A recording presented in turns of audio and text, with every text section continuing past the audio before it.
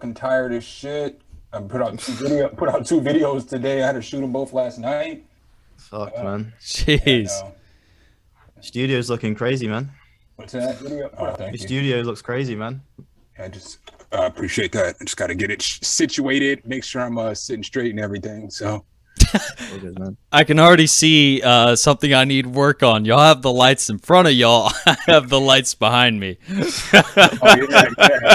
Yeah. It took me a little bit to figure that out. Yeah. Work in progress. Work in progress. So, but yeah, no, it's super cool that y'all came through. This is something that had been on my mind for a while. I've been rocking with LLB, man. I think like a year and a half now. I've been coming to your channel and just checking out your videos and stuff. And I recently met Some Hit the Keys through Av, and been going to your channel as well. So just networking with people and online, it's been going good. So Nice, man. yeah, That's what's up. What's up? yeah. Are we live yet, or are we? So I think yeah, we're live. Let me just make sure it's okay. Yeah, we're live. My YouTube channel. I hope the audio is going through. It should be. I see the stream on YouTube is being captured. So it looks all good. It looks good, man. I'm gonna send it out to my socials real quick. So, so we can get some viewers. Yeah, definitely. It looks like we got one in there right now. We got Trey Bands. I saw him in there. What's up, Trey Bands? What up, Trey Bands? Trey Bands. But yeah, no, man. I was going through my head and thinking, what I wanted this chat to be about, because it was kind of spur of the moment. And but I figured I'd let y'all. I don't know if y'all have ever, done an introduction, but I figured I'd let y'all kind of start it off. If y'all want to introduce yourselves and kind of tell a little story of how y'all got initially into music. Yeah, I'll let LLB go first. I'm gonna send out some socials real quick, and I'll listen. Yeah, cool, man. So yeah, man. My name's LLB. Well, my actual name's Liam, but my producer name is LLB. Producer from the UK. Just moved back to the UK. I was living in Cyprus for a little bit, and yeah, I've been doing YouTube for about 5 years now. Started making beats a little bit before that, maybe about 10 years in total, making beats just kind of like as a hobby to begin with. And then kind of like more recently figured out how to make money side of it. And yeah, just been pushing since then, really, just making beats, making YouTube content, and just trying to build like a personal brand. So yeah, we're at a good spot now, just trying to like build, grow an audience. And yeah, man, just see where it goes. Nice. Yeah, I've been doing music, man, for over 20 years. I'm like a rapper first, so I've been rapping since the 90s, man. I've been rapping a long time. I've opened up for all kinds of major acts, from like D12 to G Unit to Bone Thugs, a bunch of different acts. I'm originally from Omaha, and so there I probably did over 200 different rap shows. I used to produce shows. I used to be the host. I used to be the sound guy. I used to do all that stuff, perform a lot. Then I recently moved to Atlanta a few years ago, and I started focusing more on production. Like, I've always made beats on and off for like the last 20 years. But I didn't really necessarily just focus on beats because I focused more on rapping. But then it got to a point to where I was like, I don't really want to pay nobody for beats anymore. I want to start making my own stuff because, I can make decent beats. If I just practice, I can get better. It's just like anything in life. You guys know the drill. The more you practice, the better you get. And so then I started making a bunch of beats, and then I was like, man, I want to start making YouTube videos. And so then, next thing like I watch your channel, LB. I watch like Ocean, I watch Kyle Beats, I watch Simon. I watch all the producers, Eldre, everybody. And I just saw what you guys were doing, and I was like, man, I could do this, but I could put my own little spin on it. And then eventually start writing songs and doing other stuff, collabing with other artists, because I know a lot of like rappers who are super talented rappers, and start getting them to collab on some stuff, getting them some attention. And then I started focusing more on what can I do to help producers versus just the typical tutorials, because there's a ton of people doing tutorials. So obviously it's no knock. I got nothing but respect for everybody on this space, because I definitely understand how hard this grind is. It's not easy. It's not for those with the faint heart.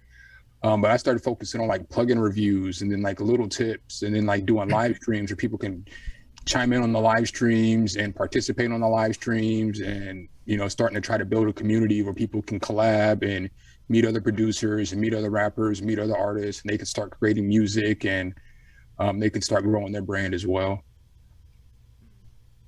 Nice, man. Yeah, I was gonna say, one thing I've noticed is that I will bump into producers on LLB's channel that I catch in other people's channel.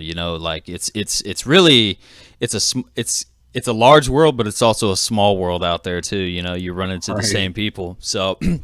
Which for me is pretty cool, because it feels more like a family, and this is just the fact that LLB, you came through, man, and hit the keys. Y'all came through and did this with me is super awesome, man. Like, mad respect and mad appreciation for doing that. It builds the community even stronger. And what I think is really cool is that we have such a diverse group. You're from the UK, you're from Atlanta, I'm from Texas, and so. We're building this network, and kind of trendsetters. The more we do this, the more it shows other people how to do it and get better, and who knows what's going to come down the line from here on out. So. And one thing I gotta say, we are all FL Studio gang up in here.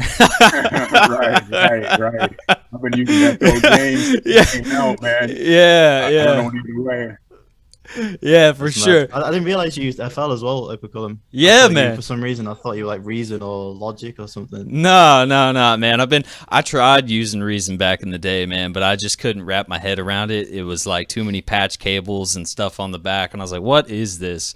Yeah, I started with FL. It's just easy, and I thought about jumping over to like Ableton or different things, but man, it's just it is what it, free updates for life, baby. You can't knock that. Right. Yeah, for sure. Have either one of you guys used any other DAWs before? Yeah, I've used Logic and Ableton, and yeah, I think that's it. I use Logic when I go and see Ocean. Yeah. And then when I'm recording, have you seen the Lats videos where there's a rapper called Lats that I've been seeing a little bit recently? No, the last video I saw was when Ocean, I think, came back from the States. He dropped a video. It was on his channel though. The last video I saw with you two was on his channel, where you guys did a collab video. But it was like his first video. I don't even know if he's back. Yeah, I think I know which one. Yeah, I think I know which one you mean. So yeah, I've been using Logic for that. And then there's a guy called Dixon Beats who's in the UK. Yeah, and I didn't realize that he used Ableton until I met him. And yeah, man, Ableton, I feel like Ableton could be is pretty good, but I don't know. He seems to be feeling FL more, especially for like trap and drill and stuff like that. He said it's just long, like having to do slides on Ableton, like sliding the 808s. Right. He says that's long, like it's really long in Ableton. It's kind of long in Logic as well. So yeah, a lot of people are leaning towards FL Studio, man. Yeah, I've used. What about you, Perk? Oh, just really similar to y'all. I dabbled with Reason a long time ago, but I've just been FL pretty much day one out the gate. So, man, I've used so many DAWs, man. I'm old school, so when I first started making beats, FL Studio wasn't even out yet. So I used this software called Hip Hop EJ. Google Hip Hop EJ when you get off the podcast. Yeah, Hip Hop EJ. Man, I used that in school. I remember that. Yeah, the original Hip Hop EJ. So the one where you just dragged in like drum loops and stuff. And then you can like chop them up a little bit. And then we graduated to Acid Pro. And then FL Studio. I've used Cakewalk. I've used Pro Tools a little bit. I've used I did a video where FL Studio uses Logic and Ableton for the first time, and I'll never use Ableton again. I just don't like the workflow in it, man. It's like Microsoft Excel. Yeah, it really Yeah, is. that's a good way of putting it. Actually. Yeah. You know, and it's like, it's just like once you start using FL, I mean, it's probably any DAW, but once you use any DAW, you know, you get used to it, and it's just hard to use other stuff. You know, it takes a lot of time. Sure, yeah. Yeah. You know, all Definitely. that. Yeah, when I look at Ableton, it looks like you can see the mixer of each channel like immediately, which is cool and everything. And I guess that makes it faster if you want to like do editing and stuff. I think Ableton to me looks like it's more geared almost towards EDM, you know, because people can be like, if they want to do like a frequency splitter or shifter or something like that and do filter and all that stuff, it's just like right there. But I feel like when it comes to, you know, beats are a little more cut and paste dry, because once you get a loop going, you kind of stick to it. You're not gonna get too crazy with it necessarily, so you won't necessarily need to have the mixer. Once your sound's set, it's set, you know. So Right. but yeah, yeah, no, I've been using FL for a while. It's funny, so I'm curious, what initially sparked y'all's interest into music? Somebody want to jump on that one first? Well, I mean, I did music when I was like a kid a little bit. So like here's a funny story I don't really talk about very much, but I'm the youngest child. It's only me and my sister though. And so you know how it goes, you get hand-me-downs, you know, when you're the younger child. So I had to play the clarinet when I was a kid. You know, when you're in like 6th and 7th grade, you don't be playing the clarinet because, you know, most guys aren't playing. I'm in the section with all the girls, you know, I'm playing the clarinet. And so I can't sing at all. I can rap real well, but I can't sing at all. So when I went into junior high school, I was like, I'm not playing the clarinet no more. So I started playing the drums, and they put me in, you know, the beginner class, obviously, because I never played drums before. And by the end of 7th grade, they had me in the advanced class, and I was the first chair. So I did band only until, you know, 8th grade, and then I quit. Well, I had one of my friends is a super dope rapper, and he went to Denver for a summer, or well, for a year when we were in high school, to go live with his dad. And when he came back, he was rapping, and he was like super dope. And so it was like weird because nobody was rapping, you know, I think this is like the 90s. So it wasn't nobody really rapping like that, you know, it wasn't as popular as it is now. So he comes back and he's just rapping and rapping and rapping. I'm like, oh, I got to figure out how to do this. So me, him, and a buddy ended up becoming a group, and they ended up letting us perform at like all the school dances, at the talent shows. We were performing all the time, and it was just unheard of at that time because nobody was, you know, it's the 90s. Nobody's like rapping at like talent shows and stuff like that.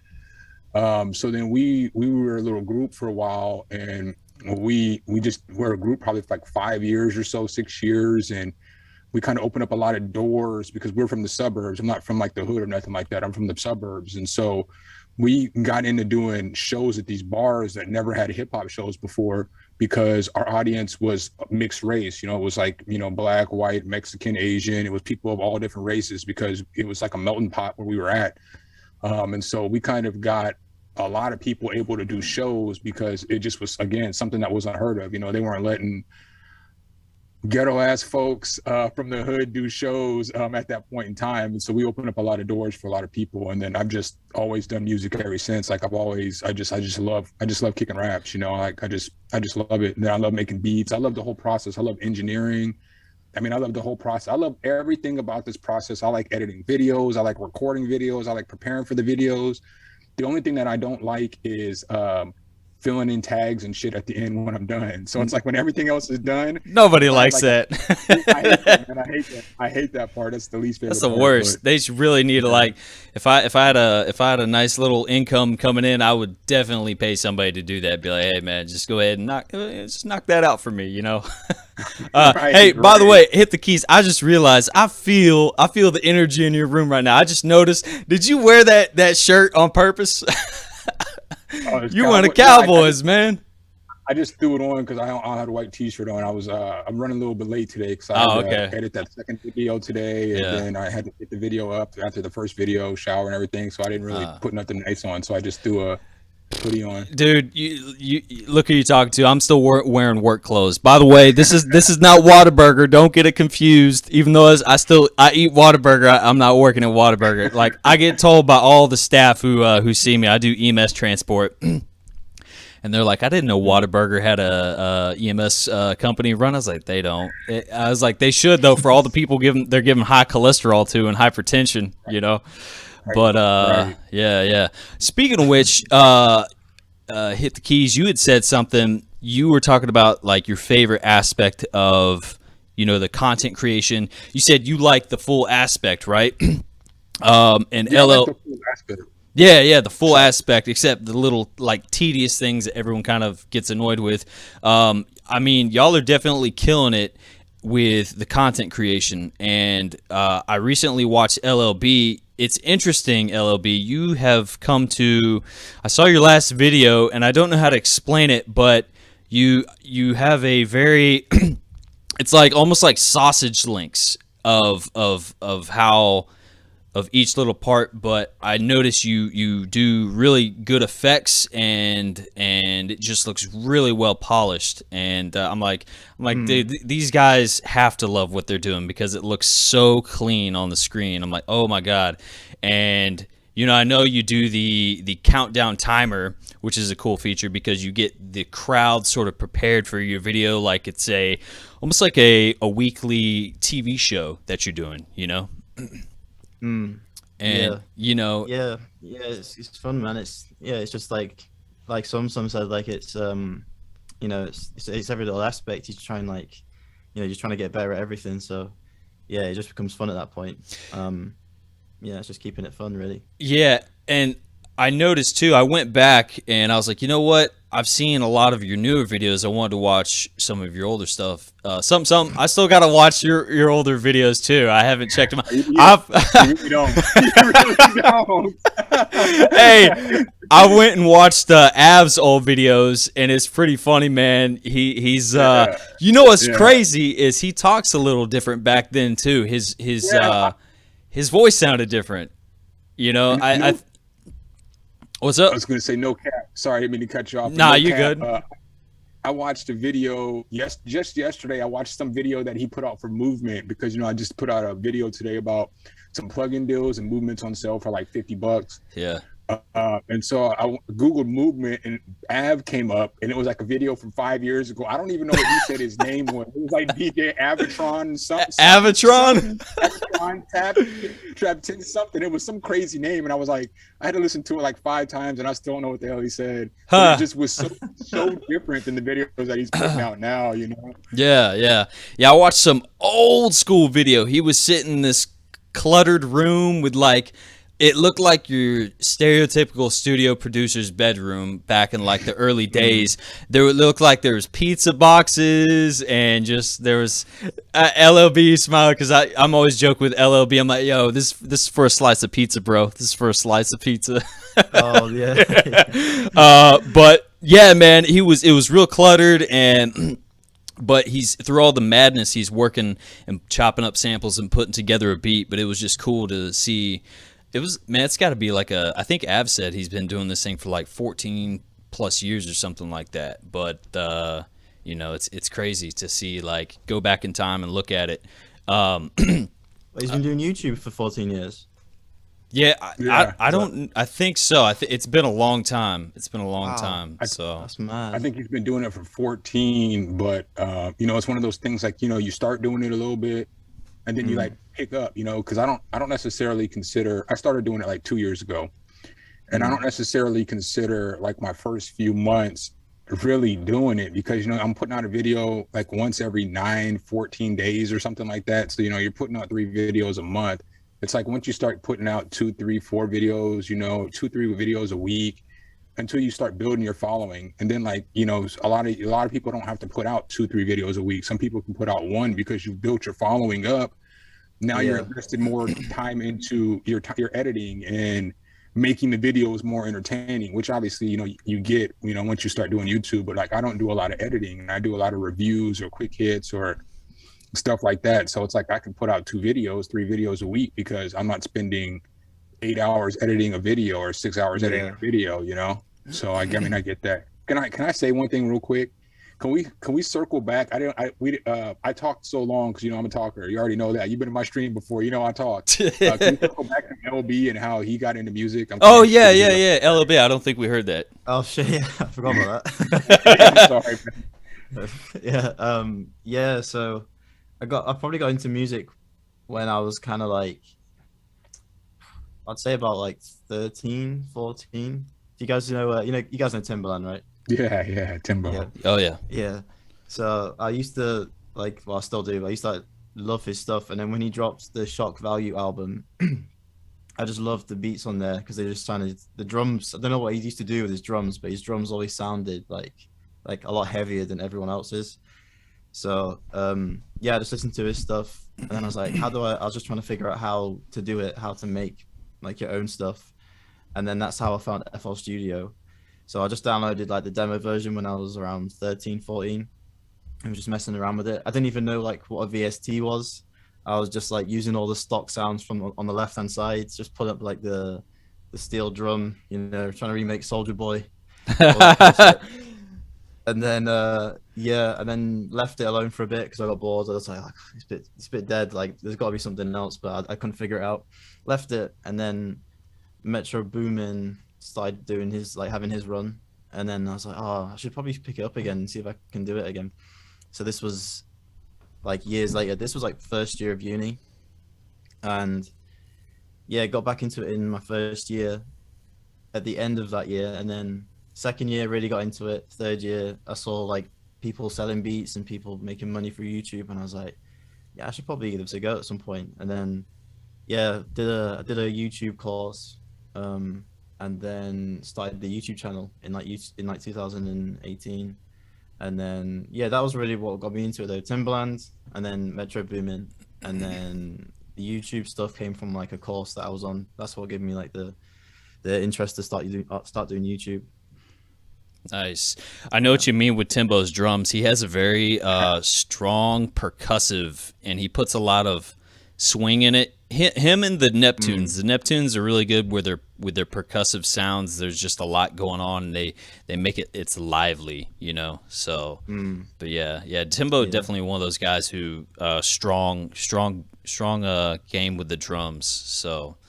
Yeah, you always knew when it was his beat as well. Yeah, always. Yeah, he had no tag or anything, but you always knew when it was him who made the beat. Like I was watching somebody's video. It might have been Ed Talenti the other day, and he was talking about how Dilla is the most influential producer in hip hop, but I still feel like it's Timberland, man. I feel like Timberland forced people to step their game up and switch up drum patterns. Like if Timberland never existed, everybody would still be doing boom bap drums. You know what I'm saying? Because of Timberland, once Timberland dropped, then producers started changing the way they were laying out, like you said, percussion layers and drum patterns and stuff like that. But before Timberland, man, everything was the same basic drum pattern. And so I feel like Timberland is by far the most influential producer in hip hop history, other than Kool Herc, because he's the first person to ever do it. But yeah, it changed. It's weird, isn't it? Because there's always there's a bunch of guys, isn't there, where they had like a very distinct sound. Like, some people could say Scott Storch did a lot as well. Like his sound was a lot different. And then there's like Dr. Dre, obviously, sounds way different. And then for the Neptunes, like their stuff was so different as well. It's like it's hard to put your finger on who's probably the best, isn't it? It's all different. Yeah, I don't know if I'm not one for the best. So I'm not one to be like who's the best at this, who's the best at that, because it's like everything is really subjective. There's things I'll be like, who's the best MC ever, but I'll say it's Jay-Z for reason, because of his whole catalog, you know what I'm saying? He's done everything. He's got more #1 albums than the Beatles. It's not necessarily because I think that he's the best rapper. It's because he's got more Grammy nominations than anybody. He's not a straight commercial rapper, and he's got more #1 albums than anybody else. He's got more classic albums than anybody else, But when it comes to like who's the best producer or who raps the best or stuff like that, it's all subjective to the listener. You know what I'm saying? Like we all have different taste, So yeah, definitely. Yeah. One thing I want to say that just kind of came to my mind was you look at these guys, and one thing that's really important that we're actually, I mean, we're kind of doing this right now as we very speak, but aligning yourselves with people that expand your awareness of what's possible, you know, like trying weird stuff and just getting outside your box, and also just communicating like, hey, I do it like this, oh, I do it like that, oh man, maybe I should try that, I may should try this, you know. And but like I was reading this. I used to read a lot of self-help books, and one of the things I had heard was you're basically the 5 people you hang around the most, right? And I was like, okay, well, who do I hang around? Who should I include in my life? Who should I, you know, spend more time around and whatnot? And you know, it's crazy. LLB, you're the first producer I started joining live streams on. I actually didn't know it was a thing. So I went from you to Busy to Av, and then I've kind of just stayed in the same kind of group of people, you know, anytime I'll see y'all live streaming. But I didn't realize the impact it was going to have on my skill level. So it's funny, when I listen to the beats that I submitted to you like a year and a half ago, I'll go back and listen to them like, oh my God, like these are so outdated compared to my skill level that I'm at now. And I realized, had I not been interacting with y'all and getting the feedback, because y'all always give me feedback and it's always super helpful. And even the littlest things, like some guy chimed in yesterday and he was telling my sub bass was actually phasing. And I was like, I didn't even know that. So now I can go back. It's just like, you know, I was like, man, how the hell do you know that? How's my sub bass phasing? Yeah, you're right. Yeah, right. I was like, oh, this guy's like super technical. So anyway, but yeah, man, no, like, I thought I was pretty good back then. But the further I've been making music, the more I realize I actually don't know shit. It's just like, it's the more I realize, like, holy crap, it's just this infinite possibility of how good you can be, and the sky's the limit, you know.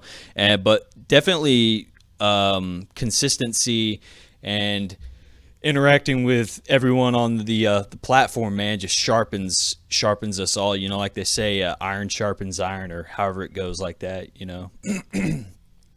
So yeah, for sure. Here's one thing I always think though, about being on the platform is like, you don't take too much of what everyone else says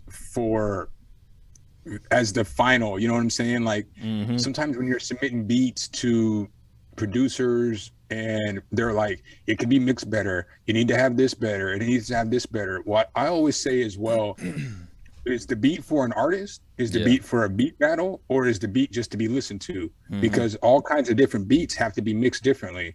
And so like, if you're mixing a beat for a beat battle, all the instruments are going to stick out. If somebody tried to rap on that, it's not going to sound good because there's no space in the beat for their vocals as well.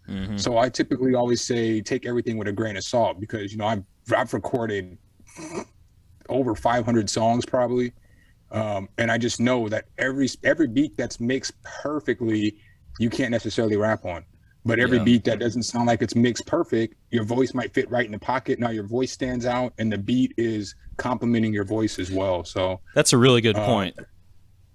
That's why when I do my critiques, I always try to give it from all those perspectives, because I just think about, you know, not every producer has been in a perspective where they're rapping or where they're, you know, singing or where they're creating songs. A lot of them are just making beats for people, and they may not necessarily understand how an artist wants a beat structured out as well.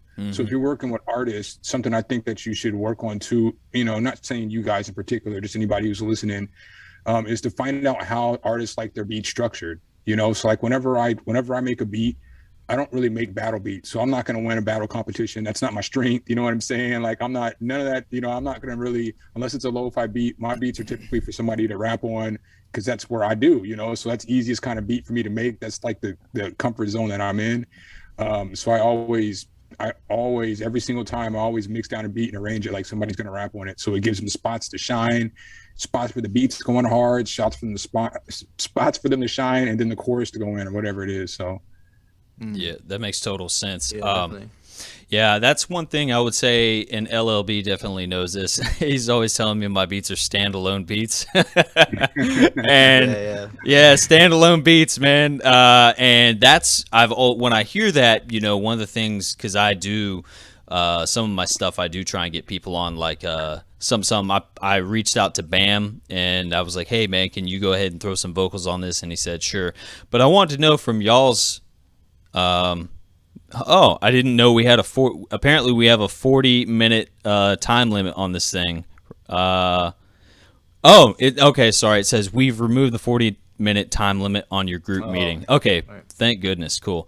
I was going to ask, how do y'all go about making room for an artist on a track? And before you answer, I just want to say that one of the things I struggle with is I tend to put too many instruments in there and it becomes a kind of standalone beat. And then I'm like, I was trying to put somebody on there, but that flutes take up a lot of space on there. So I was wondering what y'all's, how do you know how to dial back, or when the right amount of instruments are in your mix that's like, okay, this is perfect? Man, it depends, but for me, like, I'll either just rap to it. I'm not saying any words, but I'll just start like, saying shit whilst I'm making it. Mm-hmm.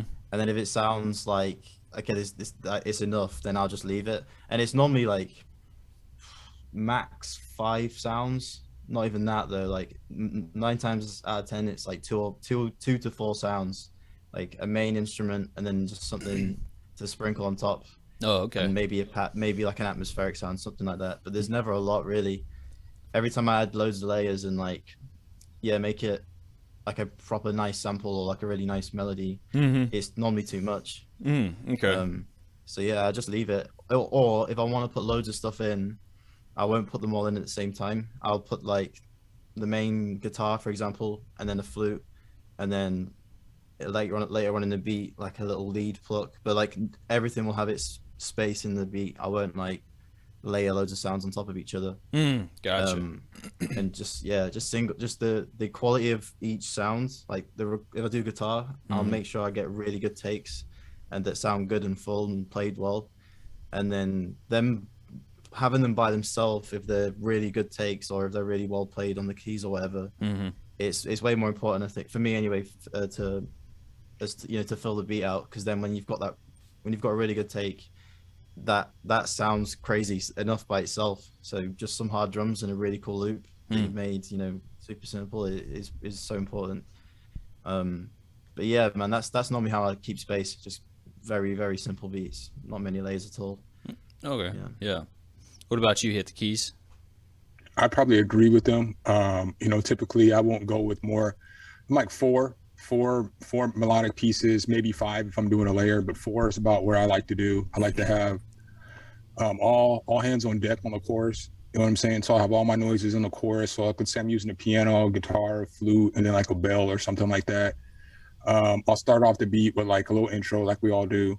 Then I'll have all my sounds in on the chorus to start the verse off. I'll have maybe I'll start the verse off with the piano, the guitar. Then the next 4 bars, I'll have the piano go with the flute. Then the last 4 bars, I'll have the piano go with the bells. And it gives up enough switching so it doesn't sound like it's the same all the way through. And then it gives enough room on the beat for the artist to shine. Because at the end of the day, just being an artist, I'm sure LLB knows this as well, because, I see you work with artists. An artist wants to be able to shine on the beat. So just because an artist wants to shine on a beat too, as well as a producer, you don't necessarily have to think, well, I got to do all this stuff to try to outshine the artist. It's really your job to support the artist. And this is just coming from somebody who's an artist and a rapper and a producer. Like your beat can only go so far without the rapper. Just like a rapper can't only go so far without your beat, but the rapper is going to make the beat more popular. If you're trying to put out songs, then the producer is going to be able to make it, because unless you're doing YouTube, like, we all do and stuff like that, producers typically don't have fans. You know what I'm saying? Like if you're just at home making beats, at wherever it is that you're making beats, you're not going to have a fan base. So you have to think about how you can increase your fan base if you don't want to do something like YouTube. You don't want to do like TikTok or Instagram or anything like that. If you just strictly want to make beats for artists, you have to figure out how you can work with the artist. And in order to work with the artist, you have to figure out how to make the artist shine on their beat. Because if one artist shines on the beat, that's going to make the next artist want to shine on your beat. That's going to want to make the next artist shine on your beat. Like, your finished songs is what's going to sell the product for you, if that's what you want to do. Now, obviously, you can go other routes to get fans and do all the other stuff, but yeah, your typical producer isn't doing, all this extra stuff that we're doing. They watch the channel and it's the content they enjoy, but it's not what they want to do. Mm-hmm. Yeah, that makes sense.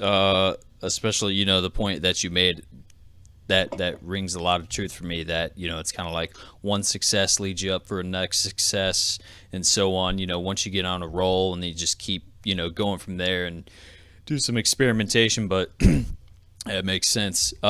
Yeah, that's kind of one area that I struggle with when it comes to making beats, because I'll make stuff and then I'm like, I'd like to put an artist on here. I'm like, I usually have to cut back stuff and figure out how to get that sweet spot. But, I know both of y'all have a lot of experience in working with artists. I know, LLB, you work with Lats. SumnSumn, like you said, you do your own thing. You record with other artists, so y'all very well versed in just how to get the whole process started from start to scratch. Something else I want to comment on, both of y'all are content creators when it comes to drum samples, and I've scooped up some of y'all's stuff. I know, LLB, you do you have a new drum kit coming out here soon? Yeah, I'm just working on this new one. Yeah, like a smaller kit, but with all like just more essential sounds.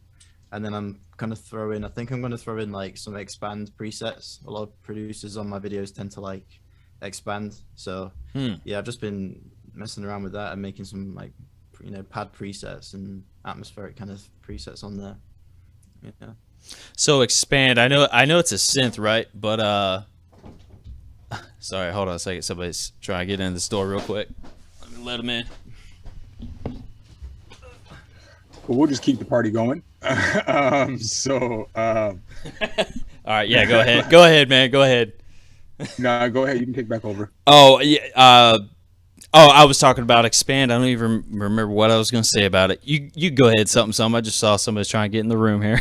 y'all going to watch me get like hijacked over here midstream or something. Be like, hell. My phone number is 512-806. Somebody call the police now. Right, call the police. Yeah. No, I don't.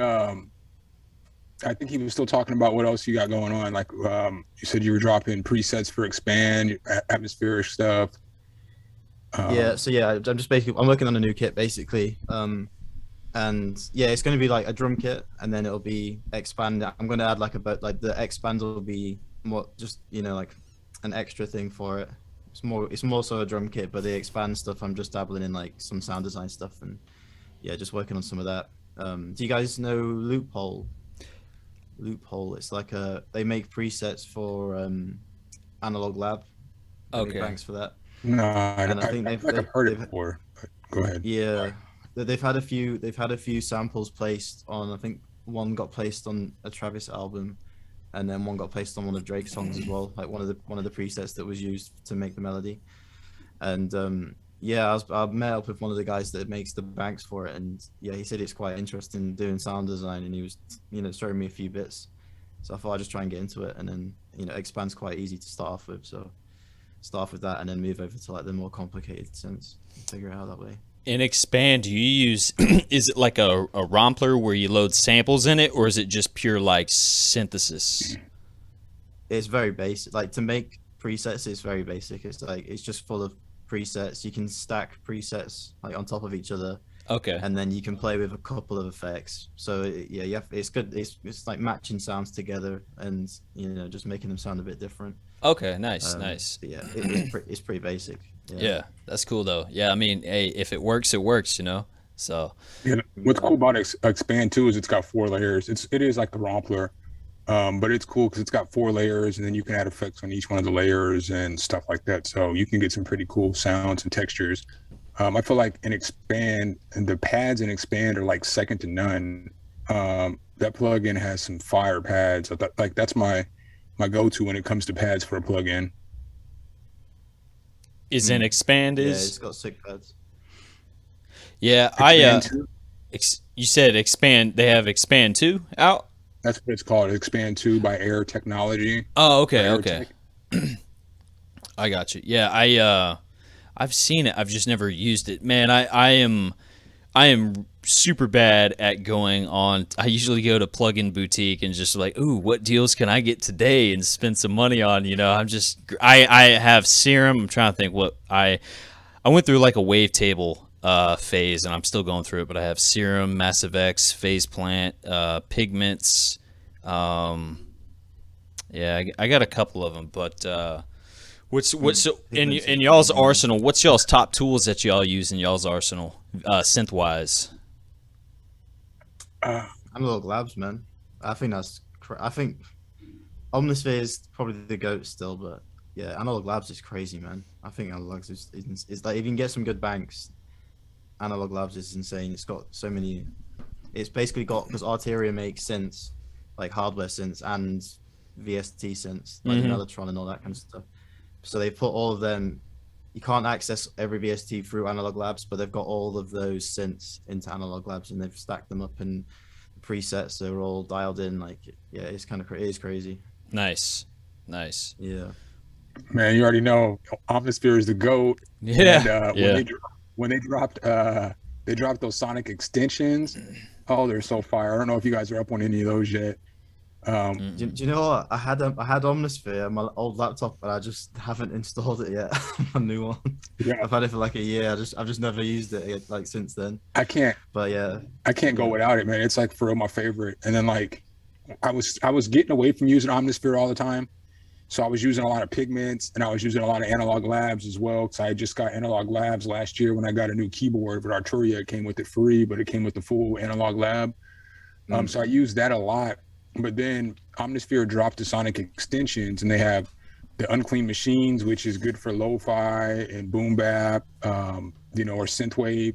And then they dropped the Undercurrent, which is good for, lo-fi, boom bap, all that stuff as well. And then the guitar plugin. And so it's like another 8,000 presets in those extensions. And I've been killing those extensions lately, Nice. because I've gone more of, I used to make a lot of trap beats, but now I've kind of transitioned into making more like lo-fi and like boom bap type beats, just because, you know how it goes, man. You go through spans of making different kind of beats. And so spent a year and a half making trap beats. I just wanted to do something a little different. So I love Omnisphere, man. I love it. It's my favorite. It's the GOAT. Are they do y'all know if they have any plans for like a 3.0 or something? I don't know yet, because yeah, I was gonna say. I think what they're going to do is they're just going to keep dropping extensions, Oh, because okay. the extensions are kind of like a new plugin when you think about it, because you're getting 2,500 new sounds, you're getting new effects. So you get like that now they have the echo reverb, different sky reverb. They have like basically texture effects. They just add different distortions. They have each extension has different effects. And so I don't know if they're going to go the route of just dropping more extensions, which kind of makes sense, because it's like, if you're somebody who has Omnisphere, do you necessarily want to spend $500 on a new Omnisphere, or would you rather just them drop an extension with 2,500 sounds and you can choose for $125 if you want that new extension? I feel like that's the smarter route to go for them.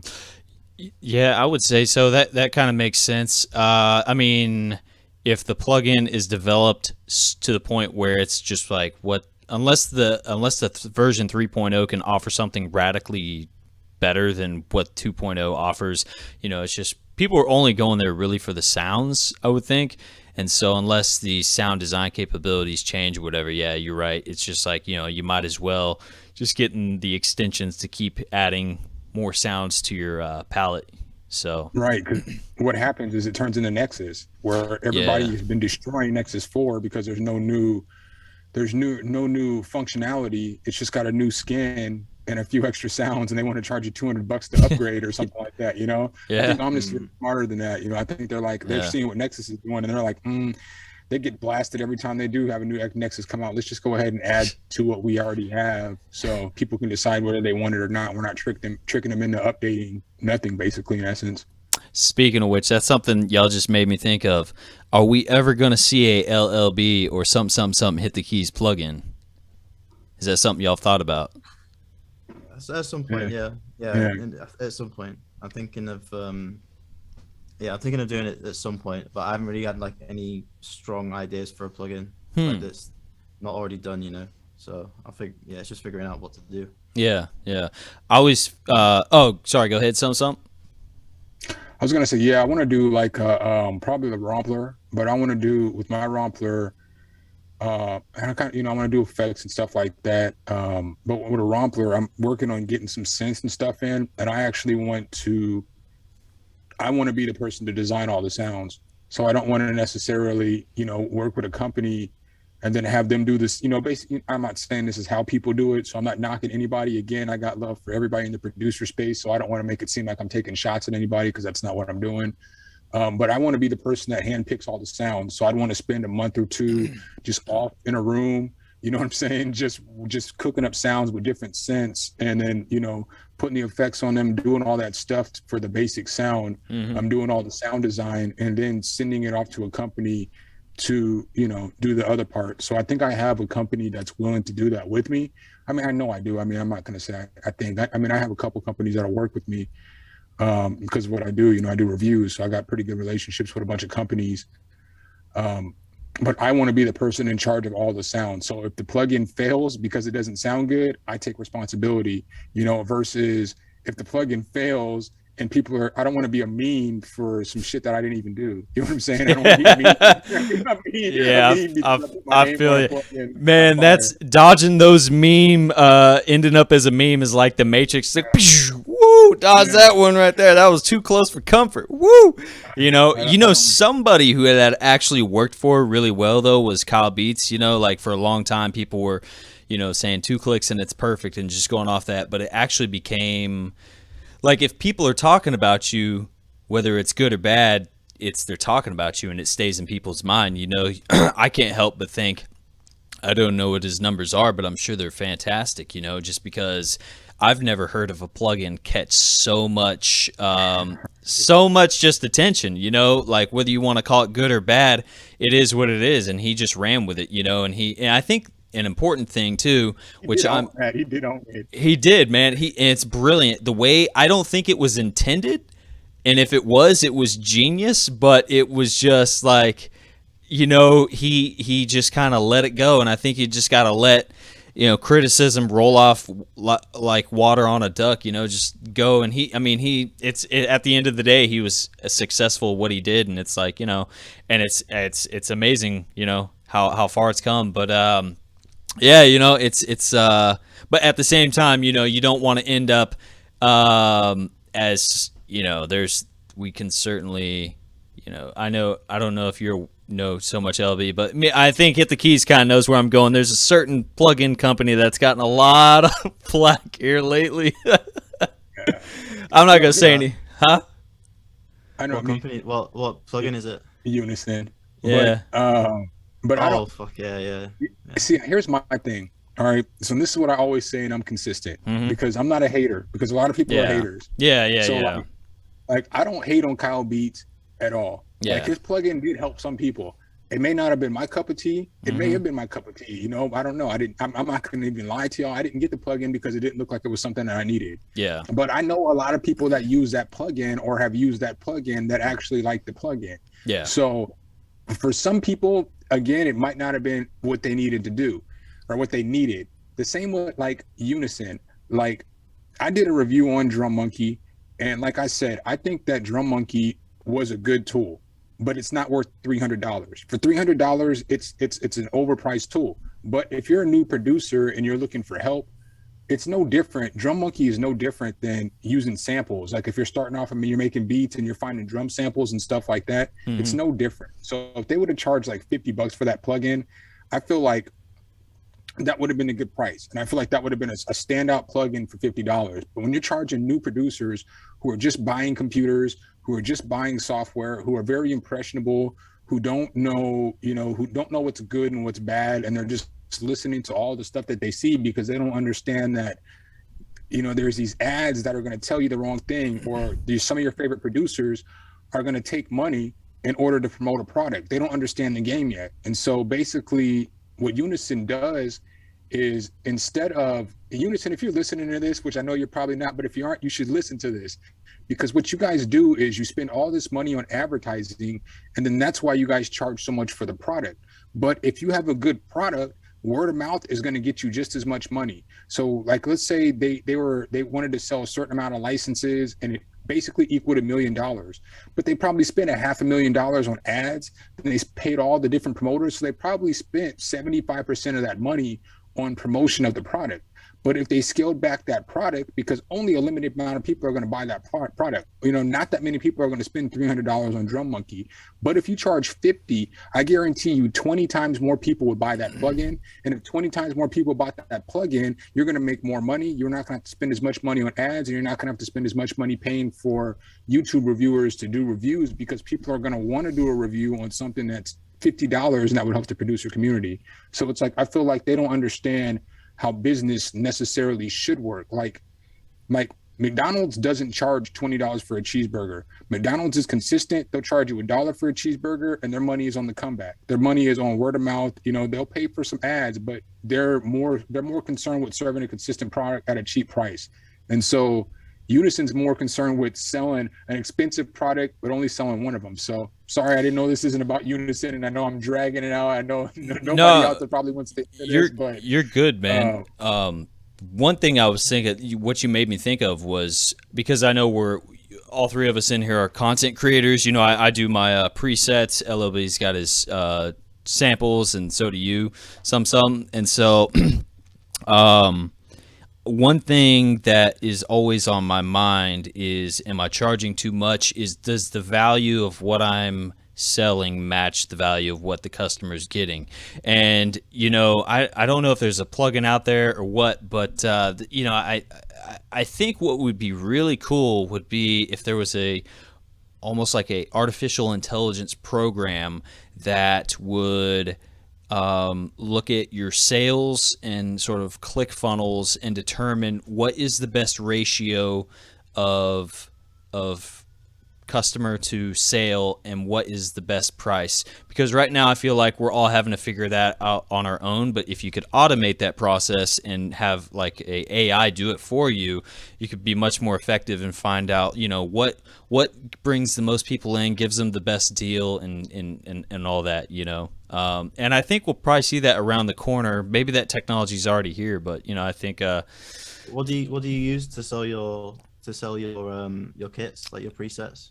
So I built a website with WordPress, and I bought a theme, and it's just like a sort of like a WooCommerce market theme, but basically it has everything in there kind of set up, and then you just kind of I would say it's like a more advanced Wix, so to say, but it's not like ultra omega advanced. It's easy enough that I can kind of drag and drop things. And speaking of which, my website's actually down due to critical error. I just updated it and it like completely crashed. I need to go. Don't go to my website right now. It's crashed. System failure. But yeah, I do that, and it works pretty good. One of the interesting things that I found was that my biggest video of all time. Okay, so this is a great tip. I'm just going to put this out there, free information. Anybody who wants to use this, it is what it is. But this is some key data that I found out. About 3 or 4 years ago, I bought a Machine MK3, and I had FL Studio, and I was like, there's got to be a way to get Machine all 12 or all 16 output channels to go into different mixer channels on FL Studio and route the sounds, because I use mostly Native Instruments stuff, and it took me a while, but I finally figured it out how to do that, and it took a lot of like tweaking and stuff. And I just sat there, I was like, you know what, I bet a lot of people online would really like to know how to do this. So I put up a video online showing how that was done, and I deleted the video about a year and a half ago, and it had like at the time it had like I think like 25,000 views and like 600 thumbs up, and people were saying like, "Oh, God level video tutorial," and I was like, "Yes, I finally have a hit video, right?" And so my thought process, right, was I was telling people, I said, "Look, I'm giving this away for free, like how to do it, but you can go to my website and just buy it for like however much I have it set for, right?" And I think at the time I had set for 10, and people. Well, actually, initially I gave it away for free, and then I would sell the presets, but I realized nobody was buying presets. People were buying or downloading the template like crazy, right? And I was like, huh. And I was like, well, this website cost me about $600 every 2 or 300 somewhere in there dollars to run every 2 years. And I was like, it'd be nice if at least I could break even on the website. And so I was like, I probably need to start charging for this template because I've given it away for free, and it's not paying. This website's not paying for itself. So I decided to up the price, and I was still making sales. But then I thought, here's where I got a little selfish, right? I was like, I wonder if my YouTube video is hurting my sales. Maybe I could make more sales and help this website and get to more financial freedom. My entire goal is to do more music more often and not have to work a full-time job. It's kind of like, I think everyone here agrees that's what we all strive for, right? And I was like, maybe I'm hurting myself by having that video up there. And so I deleted it, and it was the #1 search. See, I see some shaking his head like, you silly bastard. I deleted that video, and it was the #1 search for that video at the time. And I immediately saw my traffic to my website plummet because the video was not #1 anymore. Nobody was going to it. And I learned a hard lesson to, even if you give away, I learned a lot of things. Even if you give away free advice, people will still come and spend money with you, right? Especially if they like you. #2 is that never think about something before. I didn't think about it. I kind of kicked my own ass there, and it was I could re-upload the video, but the thing was I actually ended up doing that, but it didn't have the #1 spot anymore. So the pull, it didn't have as much of a pull. So anyway. I'm sure y'all know this, but I figured I'd put it out there for anybody. Big lesson learned on my part. I kind of snipped my own traffic to my website because I got selfish and greedy, and I thought I could boost sales by doing that, and it actually kind of did the exact opposite. I was like, that's an interesting thing to find out. And so anyway, it's still on there. It's still the #1 seller. And which still boggles my mind. I'm like, man, people really want this template over presets, and I'm like, So anyway, it's one of those things. But sorry, I know I went on a long rant there. I just want to share kind of like a success failure story of this online business, because I know y'all do that too.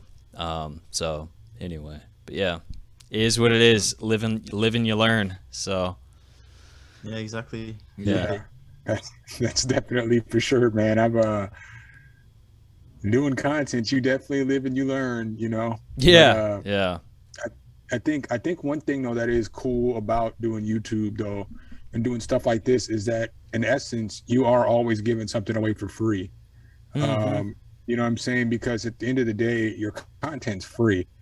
And so if you give people good content, I always say if you can do one or two things on YouTube. You can entertain them or you can teach them. You can give them something, you know what I'm saying? Or you can teach them. So you have to give them something, either teaching them something or you have to entertain them. Mm-hmm. And so people are going to either watch your channel because it's free entertainment or it is, a free way to learn something or find out some information. And then with that, you'll figure out if they either like you, they'll stick around.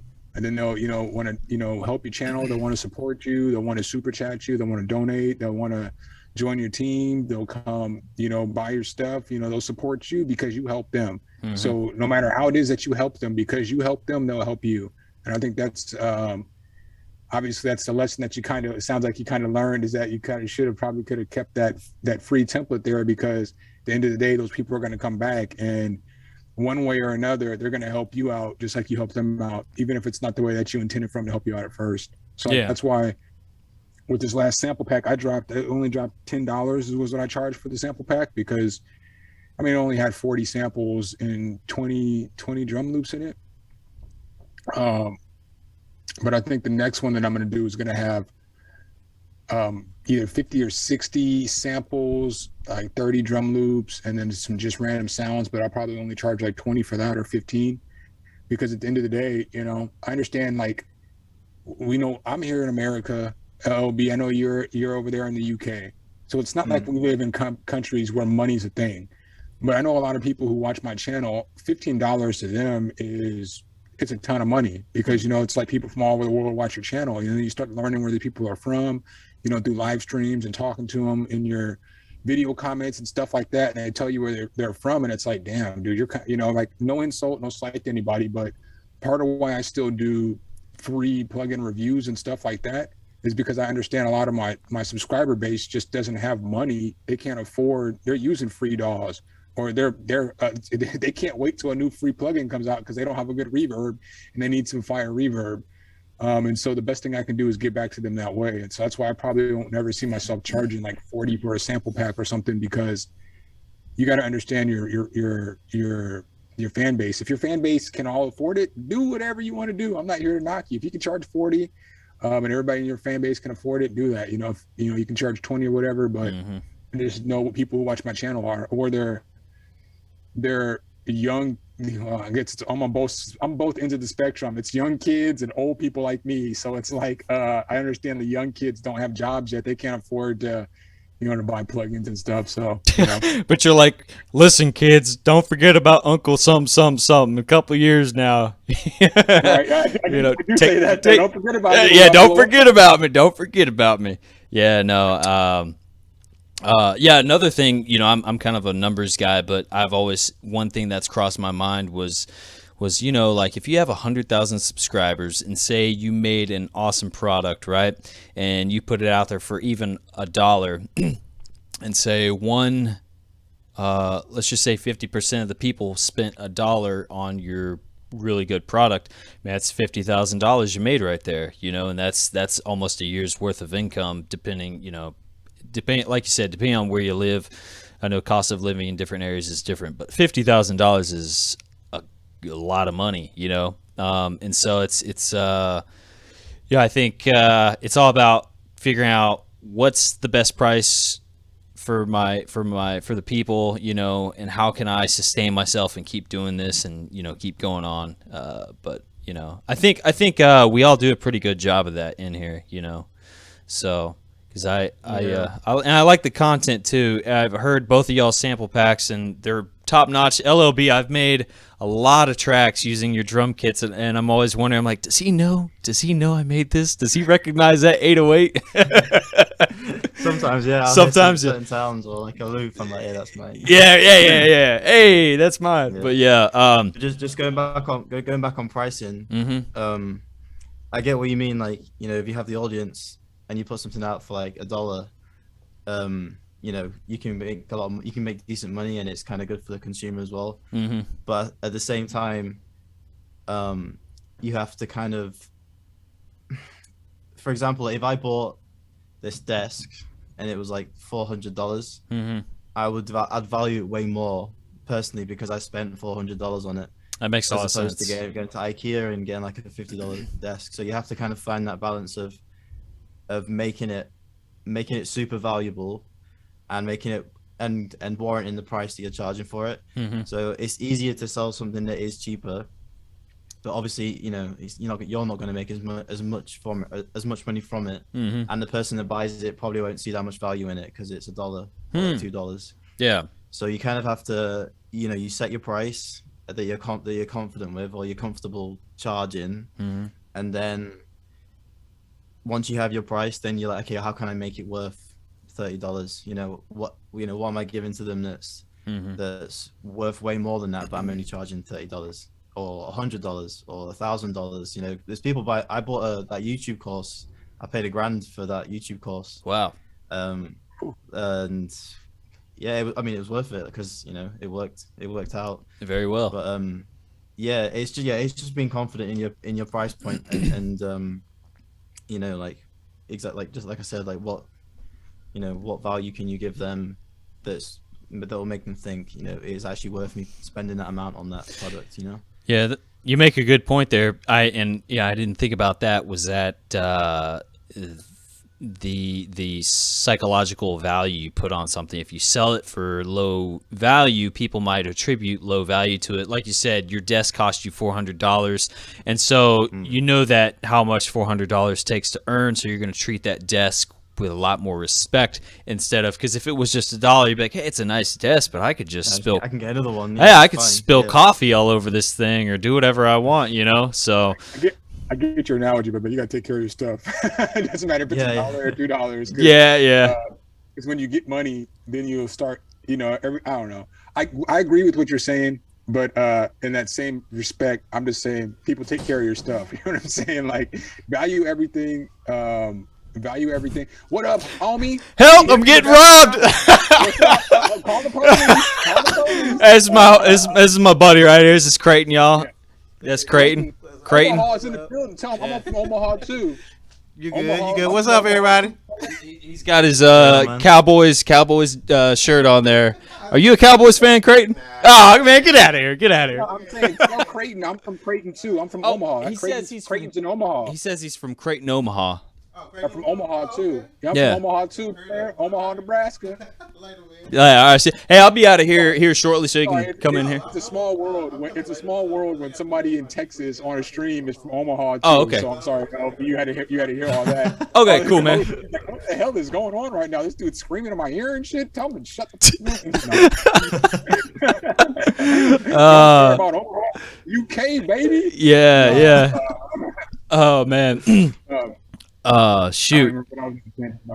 I think we were talking about pricing things, and you're talking about like value, you know, like yeah, but you were saying like take care of your stuff, and that's the human thing. Is it's like you got to be smart enough to know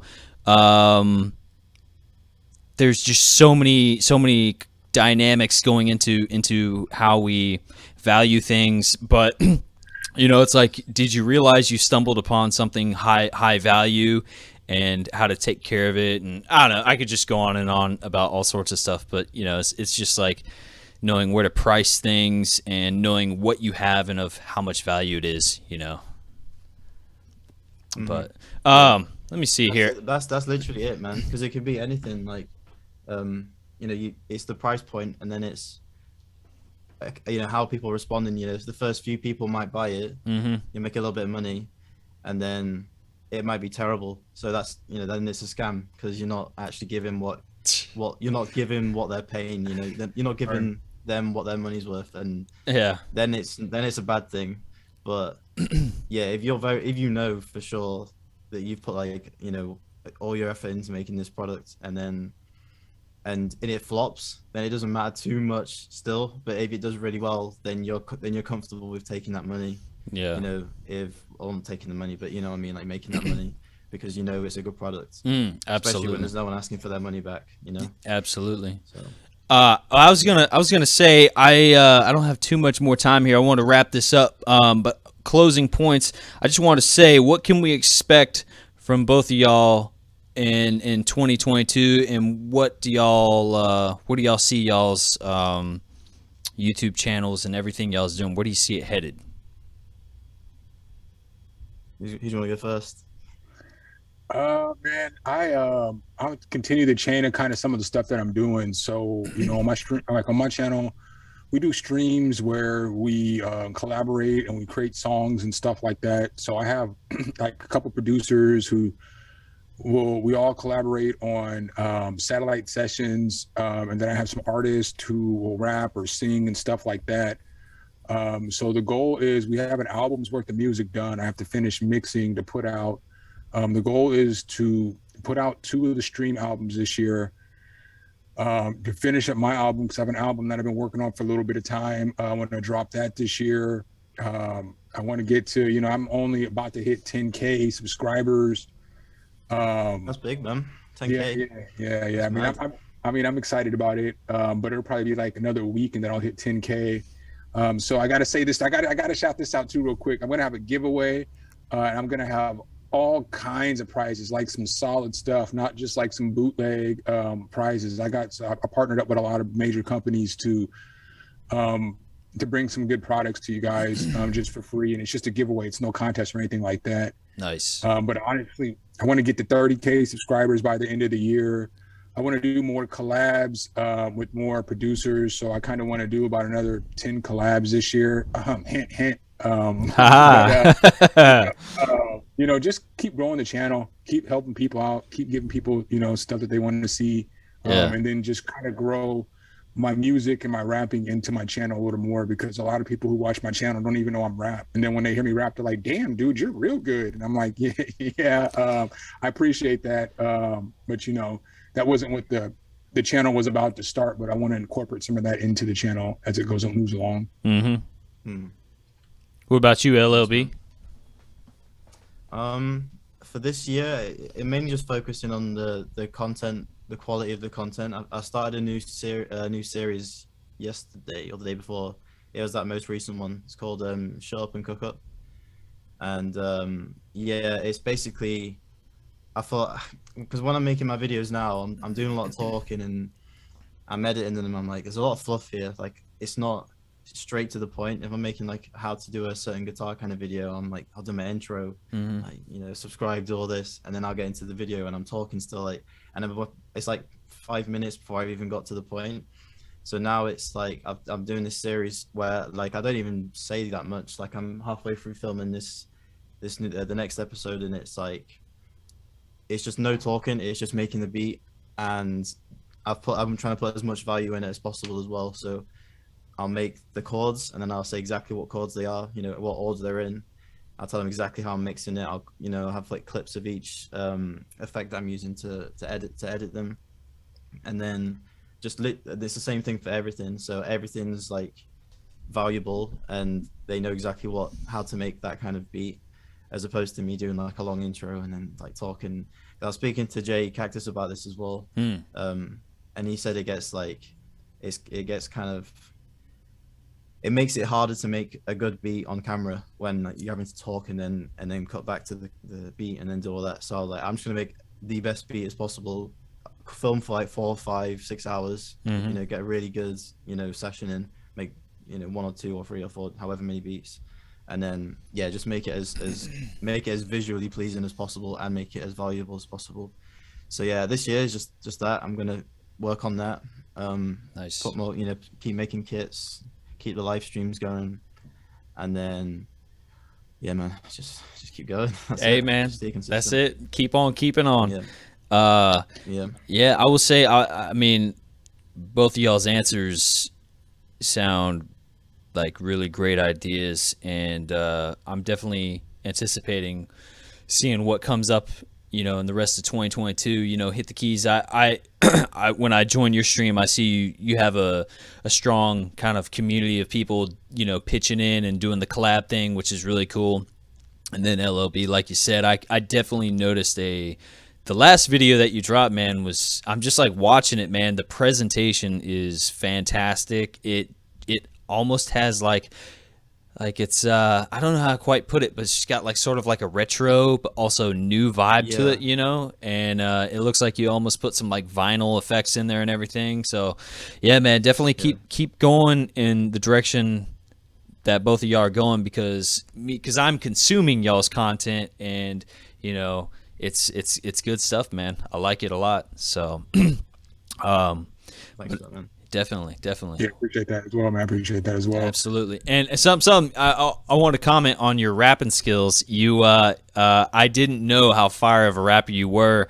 I actually didn't know you rapped until I saw the video that Av had posted of you just jumped on his beat, and I'm like, damn, this dude is insane. This dude has bars, bro. It was nuts. I was like, this guy's a producer and a rapper. I was like, mad respect, dude. You took me by surprise with how good you are, but with how long you've been doing it, it's no surprise with how good you are, you know. Yeah, it was hella good. It's crazy how you change too. It's like the same thing with rapping applies to producing. Like, you can remember when you first made your first beat, and how you used to, how you used to produce to how you produce now. You probably don't produce anything like you used to, when you first started. No. And so it's like I used to be this super lyrical rapper, and I used to be super bar heavy and have all these metaphors and all these rhyme schemes. But now I'm old, so I be telling stories and stuff. So like if you like hear like the songs that you're putting together, because it's about my life, and I've been through a lot of stuff, good and bad. So I just have, not saying that I've, experienced all this other stuff that other people haven't, but I've already lived a lifetime. So I can just talk about anything from social issues to, just being unjustly arrested, addiction issues, overcoming addiction, helping others, just all kinds of stuff, that people can relate to, and a lot of people aren't comfortable talking about issues of depression or not feeling like they're, enough for, whatever it is. A lot of people can't talk about that stuff. And so that's why they rap about, super metaphorical stuff, or they rap about gang banging, or they rap about jewelries, because they're not in touch with their feelings. So I'm old, so I don't care what nobody thinks about me. So I'll just rap about whatever. But you see your style grows. And so as my style has grown, it's allowed me to, I feel like I'm a much better musician, because now my beats are more emotional.